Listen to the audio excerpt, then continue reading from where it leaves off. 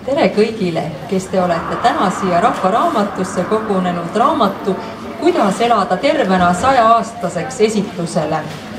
Ja mul on teile kõigile täna põhjust soovida head uut aastat, sest täna on Indias Diwali-püha, mis tähistab hindu kalendri järgi uue aasta algust ja on selline valguse püha, nii et head uut aastat kõigile.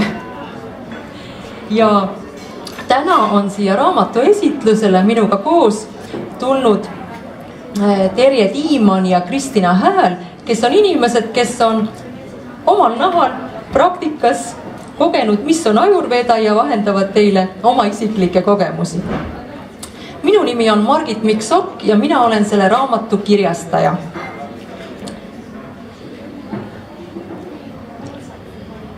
Raamat Kuidas elada tervena 100-aastaseks on tänaseks ilmunud juba 35 keeles, enam kui 80 riigis ja seda on müüdud maailmas miljoneid eksemplare. Sellest on saanud tõeline rahvusvaheline bestseller. Ja raamatu autor Acharya Balkrishna töötab selle nimel, et see raamat saaks lähiaastatel tõlgitud 120 maailma keelde, mis teeks sellest ühe unikaalsema teose, mis maailmas üldse on avaldatud. Ja nüüd ma räägiks teile natukene raamatu autorist Acharya Balkrishnast, kes on väga huvitava ja erakordse elukäiguga inimene. Acharya Balkrishna on kaasaja Indias kõige tuntum Ayurveda arst ja ravimtaime ekspert ja ta on maailma suurima Ayurveda ja jooga õppeasutuse Patanjali Yogopeedi asutaja ja rektor ning koordineerib enam kui 5000 kliiniku tööd. Ta on paljude Ayurveda teemaliste bestsellerite autor, tema artikleid on avaldatud maailmas üle maailma. Tema telesaateid näidatakse Indias mitmel telekanalil ja Forbesi andmetel kuulub ta maailma 1000 rikkaima inimese hulka.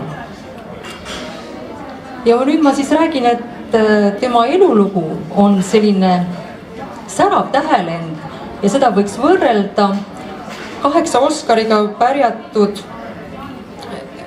kassahitiga Rensli miljonär. Ainult, et see on tõesti sündinud lugu sellest, kuidas vaesest abulipoisist võib saada maailma üks rikkamaid ja lugupeetumaid inimesi. Praegu 45-aastane Balkrishna on pärit väga vaesest perest. Tema vanemad on pärit Nepaalist ja peres oli 6 poissi. Acharya käis erinevates koolides ja juhuse tahtel oli üheks tema koolivennaks praegune legendaarne joogakuru Swami Ramdev. Acharya on ise öelnud oma nooruse kohta, et sellistes koolides, kus nemad õppisid sanskriti, sellistes koolides õppides ei unistanud nad kunagi rikkaks saamisest, sest sellistest koolidest poisid ei saanud mitte kunagi rikkaks. Aga ta unistas sellest, et temast saaks kunagi tark mees, õpetatud tekstide ja filosoofiate tundja ja ta võiks oma teadmisi inimestele edasi anda ja inimesi aidata. Pärast kooli sõitis Balkrishna ringi ja õppis tundma ravimtaimi ja nende väärtust. 2002. aastal hakkas Swami Ramdev korraldama üle India joogalaagreid ja Acharya Balkrishna organiseeris nendesse laagritesse arste ja ravimtaimi ja ajapikku sündisid nende joogalaagrite juurde kliinikud. 2006. aastal asutasid Balkrishna ja Ramdev firma Patanjali Ayurved ja see on tänasel päeval India kõige kiiremini kasvav kompanii. Ta toodab väga laia tootevalikuid tooteid ja tal on Ayurveda taimede kasvandused, teadusliku uurimise instituudid, paljud tehased ja see palavikuline tõus on teinud Acharyast India noorima miljardäri ja viinud ta siis, nagu ma ütlesin, Forbesis maailma 1000 rikkaima inimese hulka ja tema täpne koht on 814 ja tema hetke varanduseks toodetakse $6,1 miljardit. Võrdluseks, et Eesti riigieelarve sel aastal on 9,42 miljardit eurot, et igaüks võib siis ise siin need võrdlused tuua. Aga vaatamata sellele hiigelvarandusele elavad nii Balkrishna kui Ramdev väga lihtsat elu. Balkrishna elab Ashrami territooriumil väikeses tagasihoidlikus bangalus. See on selline ühekordne rõdudega puumajakene ja Ramdev elab üle tänava neile kuuluvas heategevushaiglas ja Acharya Balkrishna firma juhtimise eest palka ei võta ja oma firma kasumi ja oma raha annetab enda loodud heategevusfondile.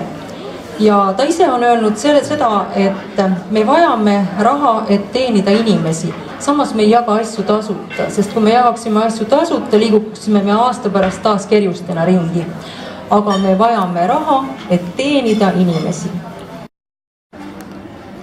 Raamat Kuidas elada tervena 100-aastaseks räägib Ayurvedast ja sellest, kuidas Ayurveda meid aidata saab. Ayurveda on üle 5000 aasta vana ja seda peetakse maailma vanimaks teaduspõhiseks meditsiinisüsteemiks.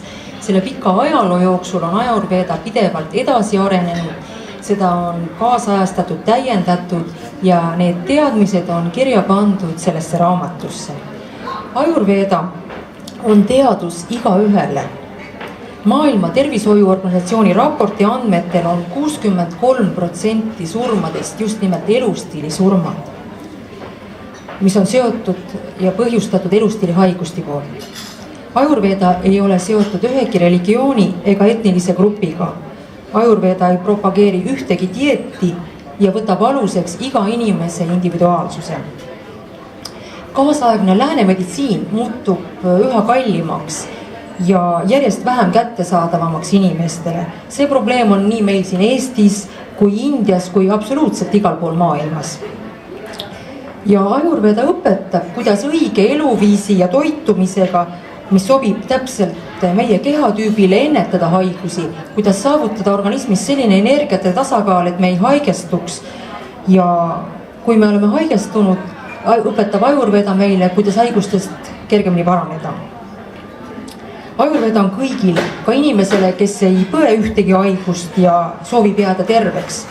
Ayurveda annab selle põhja, milline peaks olema inimese igapäevane toitumisrežiim, mida me peaksime sööma, millal me peaksime sööma. Igale inimesele on personaalselt kõige sobivam toit. Ja milline täpselt, selle saab igaüks leida just sellest raamatust.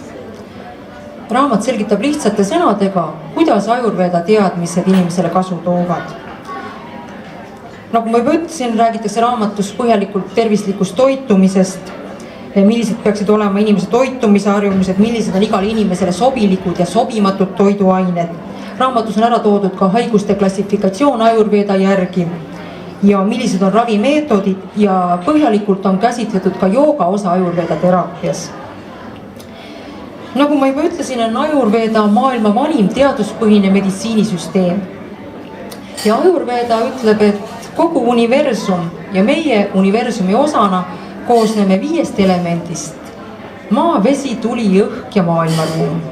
Ayurveda kohaselt tugineb inimkeha 3 bioloogilisele energiale doshale, vata, pita ja kappa, mis koosnevad neist 5 elemendist.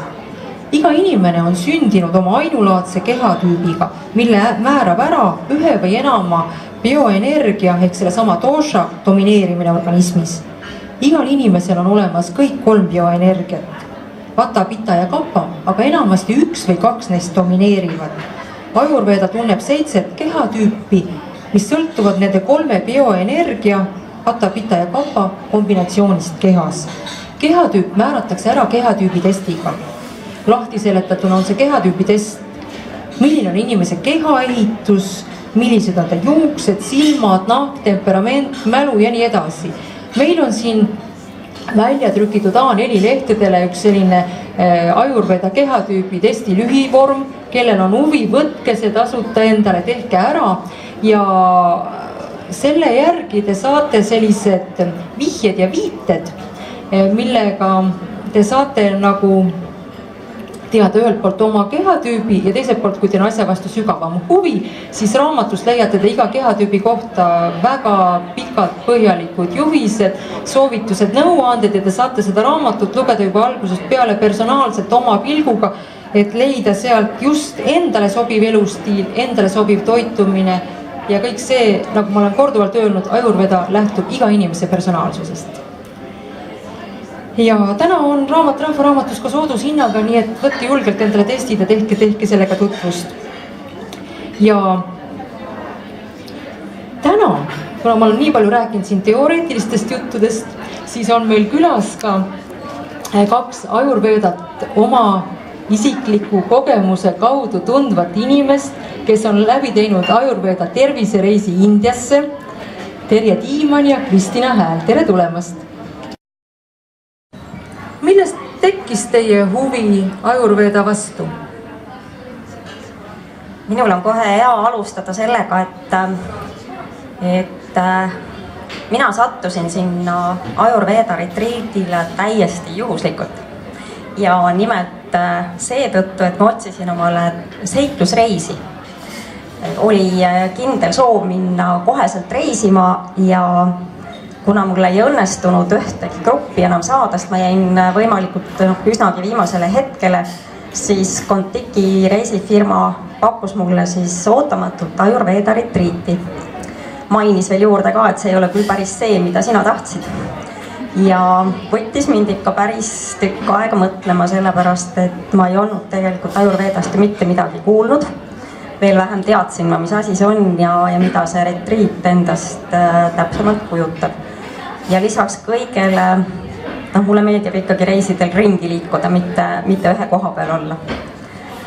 Mõtlesin paar päeva ja siis mõtlesin, et ilmselt see pakkumine jõudis minuni mingil põhjusel.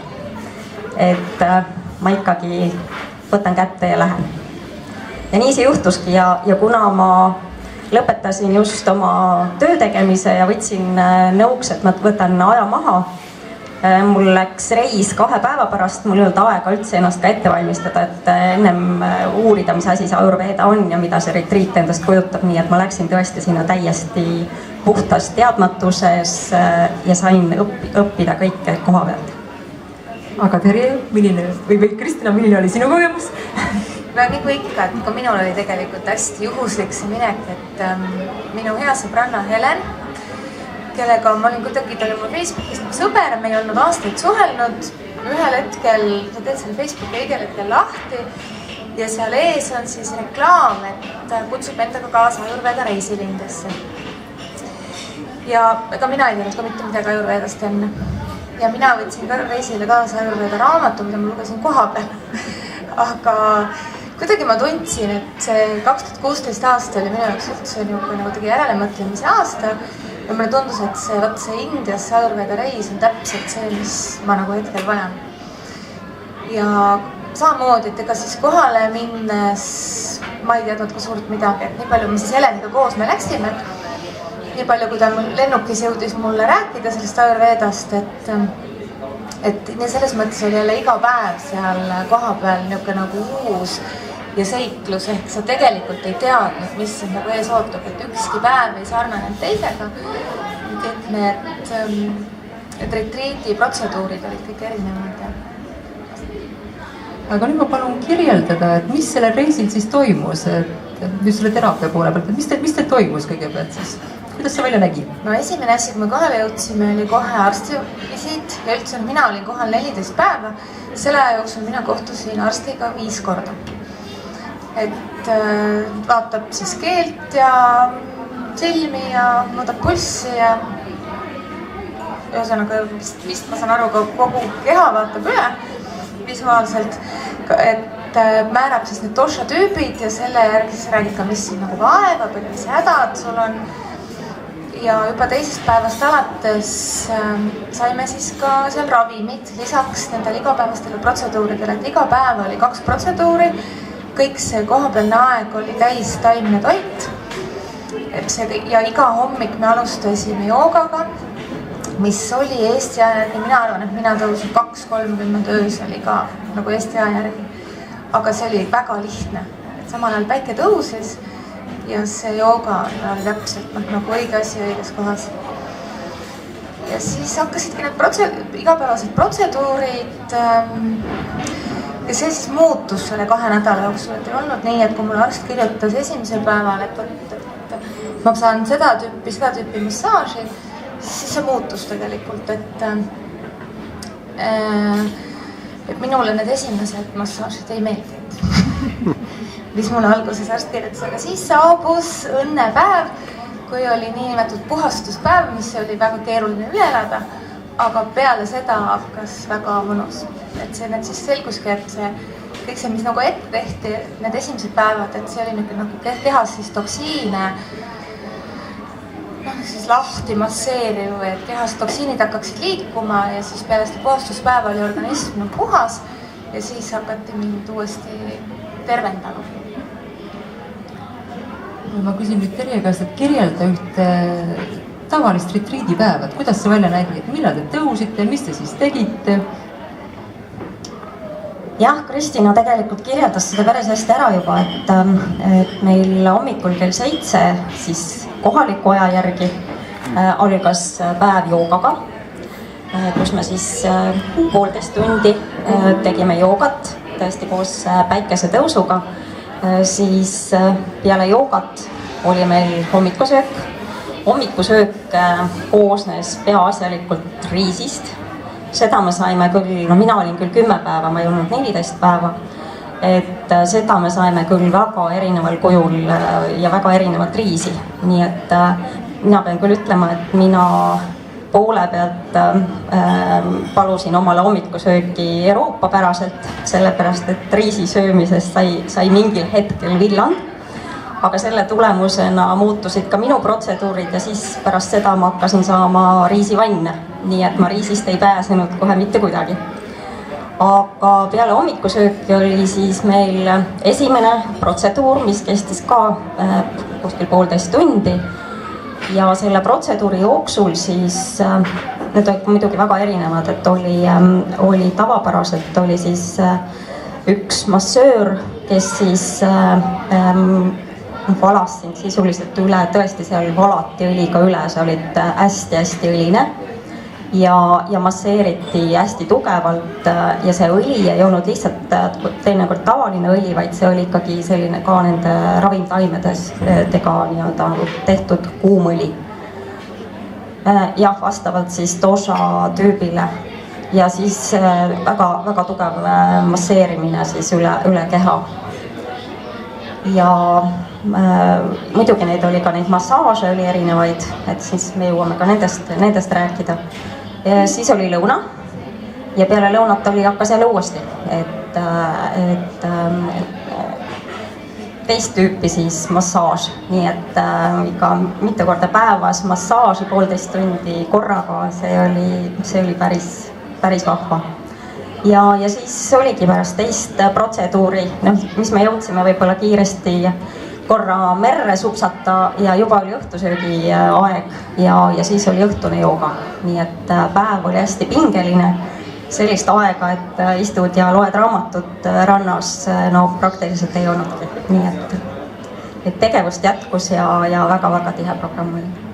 Aga ma küsin seda, et kui te alguses kohtusite Ayurveda arstiga, siis ta määras teie kehatüübi ja andis teile igaühele niisugused personaalsed toitumissoovitused, et mis teile sobib ja mis teile vähem sobib, on nii? Ja meil on mõlemil Terjega kaasas, me võime need näidata. Sellised paberid me saime tegelikult päris lõpus, kus on täpselt siis peal, mida me tohime süüa, mida me ei tohi süüa.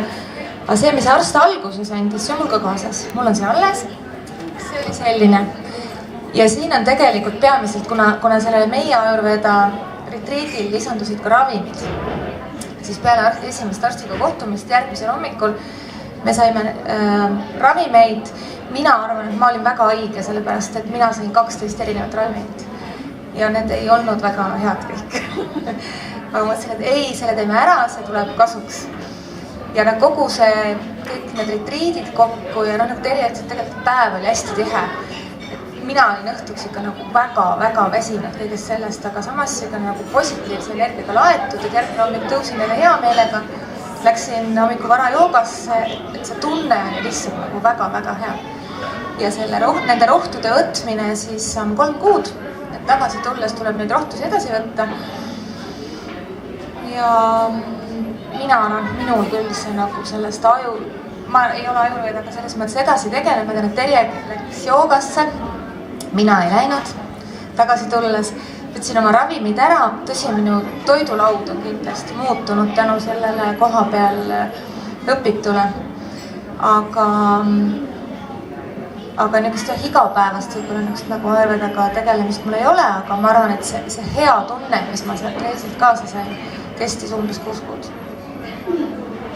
6 kuud? 6 kuud on reisist möödas sul?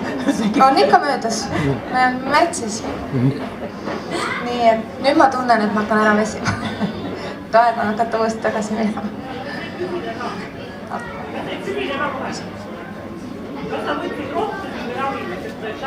Ravimid.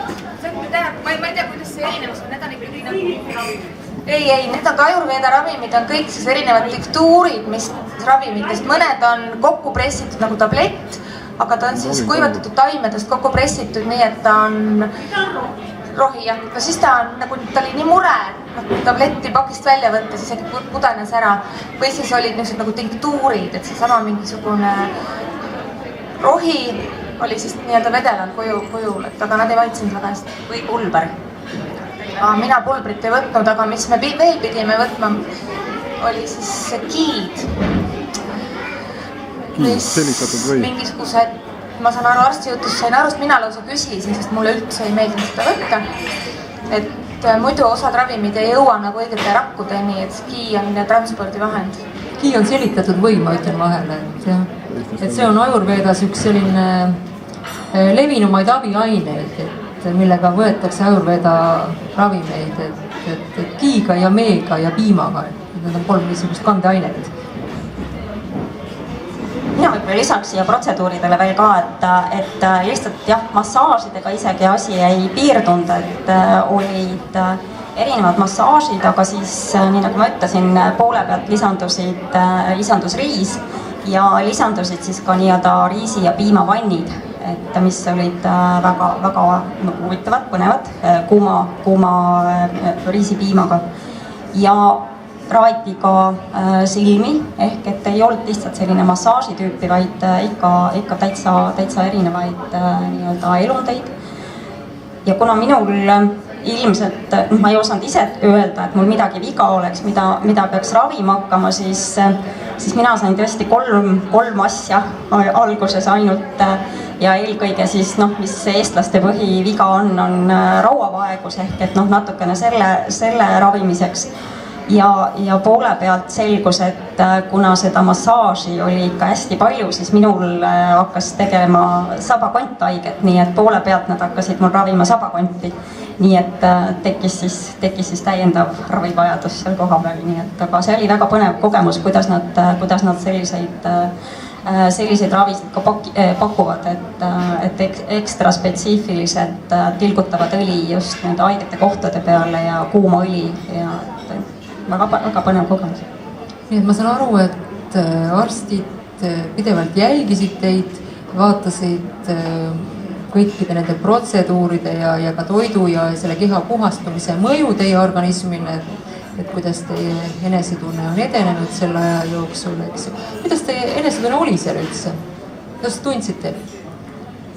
Ma küsin, teraapia ajal ei tunne vist väga hästi, kuigi mina olen ise ka läbi teinud Ayurveda protseduure Indias, mitte küll retriidil käinud, aga olen kogenud seda Shirodhara protseduuri, mis on see õliga keha puhastamine, kus tõesti pangede viisi soo- ja ravimtaimedega segatud õli mööda sinu keha voolas ja selle protseduuri eesmärk on organismi täielik puhastumine ja närvisüsteemi lõõgastamine, nii et see oli jumalik ja täiuslik tunne, võin kõigile öelda.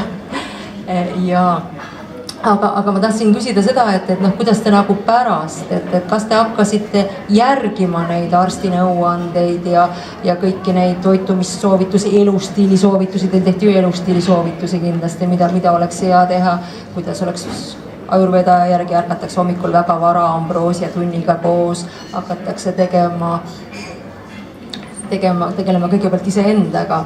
Et Ayurveda järgi ärgatakse hommikul väga-väga vara üles, nad nimetavad seda ambroosiatunniks ja see on selline aeg, mis on sinu enda jaoks, et sa tõused, mediteerid, teed väikse pranajaama, see on hingamisharjutuste seeria, siis teed kerge peamassaaži endale, soovitavalt seesamiõliga, käid duši all, teed väikse jalutuskäigu ja ütlevad, et see 2 tundi, mis sa pühendad iseendale, iseenda tervisele, et sa võidad nii palju tagasi selles energias, mis sa saad kogu järgnevaks päevaks. Ma ei tea, kuidas teiega oli, vahetame kogemusi. Kristina juba muidugi mainis, kuidas tema tublisti võttis ravimeid 3 kuud peale retriiti. Mina pean tunnistama, et kuna nad tõesti maitsesid suhteliselt kehvasti, ma peaks ütlema, et nad olid tõesti taimsed ja oli näha, et väga tervislik ja looduslik, aga jah, see maitse ei olnud kõige parem. Aga minule hakkas väga-väga meeldima jooga, et ma olin küll kunagi varem proovinud katsetanud, aga millegipärast ma ei olnud sellega sõbraks saanud, siis pärast tagasitulekut ma nüüd käin regulaarselt 2 korda nädalas hommikuti 7:30 joogas.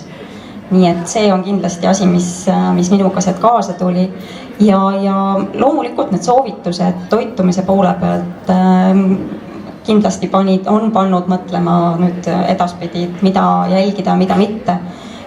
Kuigi ma paraku pean ütlema, et need soovitused, mida ma peaksin vältima edaspidi oma toitumises vastavalt siis nii-öelda kehatüüpidele, olid just need, mida ma tegelikult igapäevaselt söön ja tarvitan. Et ega ma siin patustan nüüd selle retsepti järgi küll, et ma kõigest küll loobunud ei ole, aga kindlasti ma olen jälginud. Ja mida ma kindlasti veel tahaks öelda on, et mulle väga meeldisid need toidud, et siin selja taga vist, ma ise ei näe, aga ma tean, vähemalt jooksid siis pildid nendest toitudest, mis meile siis lõunaks ja õhtusöögiks pakuti ja need olid küll imemaitsvad, et need ei ole sellised tüüpiline karriroog, nagu me oleme ette kujutanud India toitude poole pealt. Ja terapeut, kes meiega tegeles seal koha peal, oli nüüd ka Eestis ja õpetas meid ka seda India toitu tegema. Nii et mina olen nüüd vähemalt pärast seda 2 korda proovinud ja mulle väga-väga see toit meeldib. Kuna meie olime seal Lõuna-Indias, siis meil toitudes igal, kus kasutatakse siis kookospähkliteks, siis meil igasugustes toitudes kasutati hästi palju kookospiima, reebitud kookospähkleid. Et minule nagu see kõik hästi sobis. Need teinud kookospalmi leherootsud olid ära puhastatud ja siis selline pikk peenike pulk ja selle pidigi niisugust nagu kujuks painutama, et ma ei hakka sinna ette näitama. Põhimõtteliselt tuleb nagu keel suust hästi välja ajada ja siis selle pulgaga tõmmata keel puhtaks iga hommiku esimese asjana. Ja võt, kui ma seda esimest korda tegin, siis ma mõtlesin, et nagu mis mõttes, kuidas see võimalik on. Ja see on asi, mida ma teen siiamaani. Ma ei kujuta enam ette, et mul läks 1 päev vahele, et ma ei puhasta oma keelt, sest mul on siis kohe selline tunne, et nagu ma ei oleks nädal aega hambid pesnud. Et ma tegelikult, ma võin teile näidata, neid müüakse siin ka, mitte neid puidust, aga niisugust metallist, mida siis tegelikult meie saime seal kaasa võtta Indiast. Et mida siis saab kasutada. Need näevad sellised välja, et niimoodi võtad otsast kinni, keelsust välja, tõmbad puhtaks, loputad ära ja mingi aja tagant on siis vaja alkoholiga desinfitseerida, mitte keelt, vaid seda kaabitsat. Ma tean kindlasti, et saab Ohli veebileheküljelt neid tellida ja nad on väga odavad. Et igal juhul see on kõige odavam investeering tervisesse. Nii et ma saan aru, et teie kogemus Ayurvedaga on olnud väga positiivne, elamusterohke, meeldejääv ja teie olete vist seda usku, et jätkate seda elustiili ja neid nõuandeid, et läbi selle tervemana edasi elada. Elada 100-aastaseks. Nii, ma tänan teid väga ja ma tänan kõiki, kes siia kohale on tulnud. Ja ega siis midagi. Ma loodan, et meil kõigil on võimalik elada tervena 100-aastaseks. Et meie mõistus töötaks, et meie silm säraks, et me tunneksime ennast hästi. Ja kui teil on huvi, siis täna Rahvaraamatus on ka need raamatus sooduspakkumises. Ja kui teil on küsimusi esinejatele, siis on need oodatud. Oleks küsimus või? Jah. slaidi peal oli nagu kirjas, et Ayurveda ei propageeri ühtegi keelt. Ja siis ma nägin seda saadet. Usku ja seal oli dieeti ka. Siis ma nägin seda Reikopi saade oli, kus siis keegi nagu, ma ei tea täpselt, vist ei olnud teie, aga keegi teine. Ütles, et mul on nagu küsimus enda loomsetest toitude. Et kas nagu saate äkki sellest raamatust nagu rääkida ja võib-olla sellest autorist ka. Et kas nagu tõepoolest nagu see raamat nagu nii-öelda eeldab nagu seda, et inimesed võivad ka nagu loomset toitu süüa. No näiteks ma nagu piimatooted ei pea silmas, aga näiteks eriti liha, kala, muna ja kõiki neid derivaate ka, millest nad on kõik tehtud. Et see nagu tundub, et kui see on niimoodi tõesti, et siis see tundub mulle midagi sellist, et nagu eesti keelt õpetada näiteks venekeelsete tähtedega, venekeelse hääldusega ja venekeelse grammatikaga ja siis pärast öelda, et see on eesti keel. Et ma lihtsalt tahtsin nagu teie kommentaari. Kas nagu tõepoolest seal nagu laagus nagu põhimõtteliselt liha on täiesti aktsepteeritud toitu? Ayurveda, ma vastan teile seda, Ayurveda ei põhine taimetoitlusel, jah. Seal nad söövad liha, aga seda ei sööda palju. Ja on ka ja nad ei söö veiseliha, eks, sest lehm on püha loom. Aga see ei põhine taimetoidul, on lihtne vastus teile, tõepoolest. Et kuigi liha ei soovitata väga palju süüa ja igal kehatüübil on nagu oma soovitused, mis on paremad toiduained, mis on halvemad toiduained, millised kombinatsioonid on paremad, millised kombinatsioonid on halvemad. See laager oli tõesti rohkem, nagu nad ütlesid, ainult taimetoidul põhines, eks ju. Aga see filosoofia, et liha oleks keelatud süüa või et see oleks nagu vegan või mingi selline filosoofia ei ole. Vastus on see, ei ole, jah. Ma täpsustan, et meile pakuti ikka ka muna sõime ja meil oli krabi ja meil oli vähki ja lobstereid, et selles mõttes ikka mereandja sai ikka, aga muidu ta oli jah, ikka taimetoitu põhine.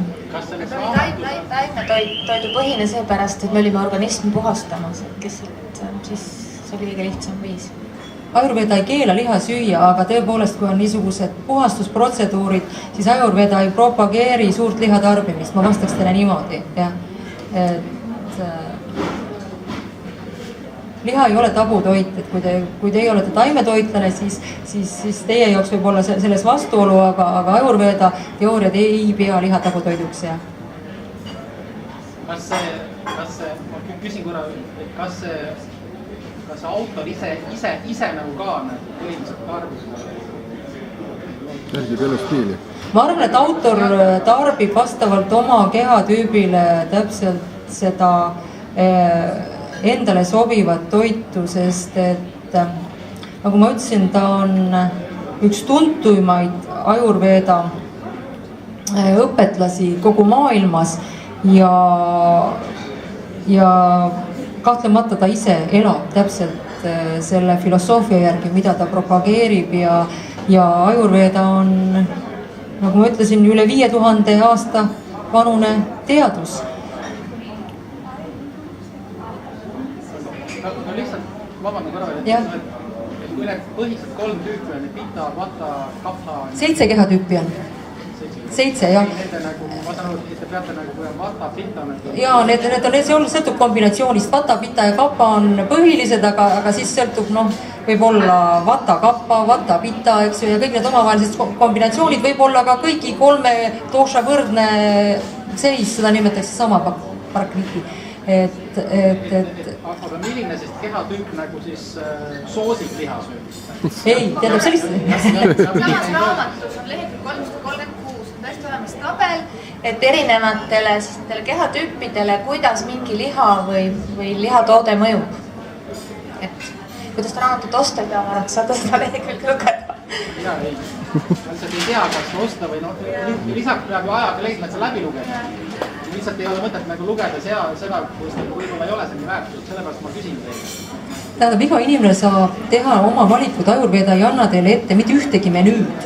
et te peate sööma täpselt selliseid asju. Siin on, no see tõesti on, raamat on väga põhjalik, aga siin on lehekülgede viisi. Kui te teete kindlasti oma kehatüübi, noh need üldjooned, siis te saate selle pilguga hakata lugema, test on täiesti tasuta, võtke endale. Te saate hakata selle pilguga lugema, et millised on minule sobivad toidud. Te ei pea, keegi ei ütle, et ma pean sööma nüüd riisi, muna ja krevetti. Keegi ei ütle teile seda. Aga näiteks, ma võin enda näite tuua. Näiteks minule ütles Ayurveda arst, kui ma temaga mõned aastad tagasi Indias kohtusin, ütles mulle esimese asjana, et ärge tarvitage vürtsikaid toiduaineid. Ja kusjuures sinnamaani oli mul kogu aeg olnud konflikt sellega, et näiteks ma olen väga palju reisinud ja võõrastes kohtades lihtsalt oksendasid toidu välja. Ja võis olla kallis peen restoran, hakkasid valima aina peenemaid restorane, aga asi ei olnud mitte selles, vaid asi oli selles, et minu organismile ei sobinud vürtsid. Ja kui ta põhjendas mulle ka ära selle kehatüübiga, et minus on väga palju tuleenergiat sees ja kuna need kuumad vürtsid löövad seda tuleenergiat minus veel rohkem välja, siis see nende vürtsikate toitude ärajätmine toidust muutis juba see väike nüanss, muutis minu elu kvaliteeti väga palju paremaks ja mul ei ole enam seda konflikti tekkinud reisida. Ma kunagi enam ei pea oksendama, sest ma tean ja ma enam ei tahagi. Ma tajun väiksed kogused ära, mis juba toidus mulle ei klapi ja ma ütlen, et andke mulle not spicy tead, eks ju. Kui on sellise kultuuriga riigis, kus on väga vürtsikad toidud. Või näiteks minu kaaslasele öeldi, et teie kehatüüp on selline, seda nimetas, domineerib kappa. Need võõrapärased nimed saate kõik raamatus ka pikalt lahti seletatud, see on Ayurveda terminoloogia, aga niisugune kondikam, tugevam kappa.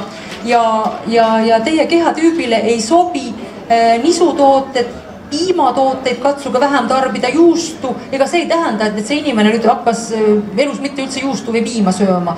Et sa võid neid kõiki tarbida, aga sa tajud seda võib-olla ühel hetkel ise ära, et sa tegelikult pärast seda sööki, sa ei tunne ennast puhanuna, sa ei tunne ennast hästi, sa ei tunne ennast energilisena.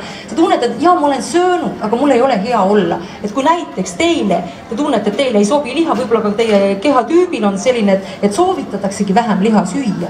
Et kui te pärast seda tunnete, et see ei ole minu jaoks õige toit, et Ayurveda aitab nagu seda oma keha signaale iseendas ära tunda.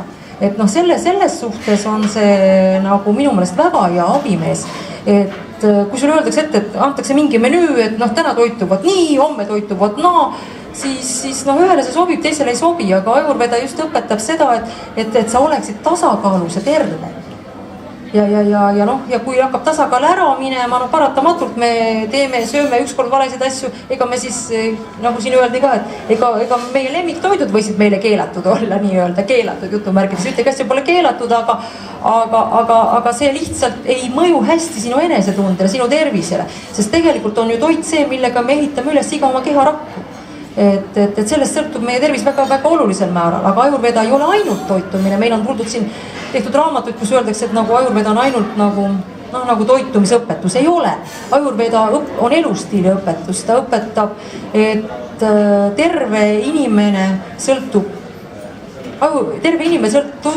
tervis tugineb 3 sambale, toit, uni, tsölibaat. Et tegelikult kõik see, mis me sööme, milline on meie elustiil, mida me mõtleme, et samamoodi meie vaimne tervis, meie füüsiline tervis, kõik on omavahel seotud. Et see on võib-olla vastus see toidujutule. Ayurveda on praktiline, ta on eluteadus, ta on eluviis, ta on elamise õpetus ja nagu siin slaidil oli, et ta ei propageeri ühtegi dieeti, ühtegi konkreetset suunda, et sa võid olla nii taimetoitlane, sa võid olla vegan, sa võid olla ka lihasööja. Ayurveda lähtub, ta ei kohusta siin millekski, ta ei kirjuta sulle ette ühtegi toitu ega ühtegi päeva menüüd. Küll annab ta sulle nõuanded, kuidas sa võiksid ennast paremini tunda. Ja mina soovitan need mõtted, need head mõtted iseenda jaoks sellest raamatust ära lugeda ja läbi mõelda, Te olete kirjastaja? Mina olen kirjastaja. Et ma inglise keeles sain aru, et selle raamatu pealkiri on teine, et ma vaatasin, et te valisite väga intrigeeriva pealkirja, et kuidas elada tervena 100 aastat. jah. Et ma saan aru, et te nagu... Seda on öelnud selle raamatu eessõna Swami Ramdev selle raamatu kohta. Ja see pealkiri on kooskõlastatud autoriga, nii et see on erinevate pealkirjade all erineva kaanekujundusega ilmunud enam kui 80 riigis.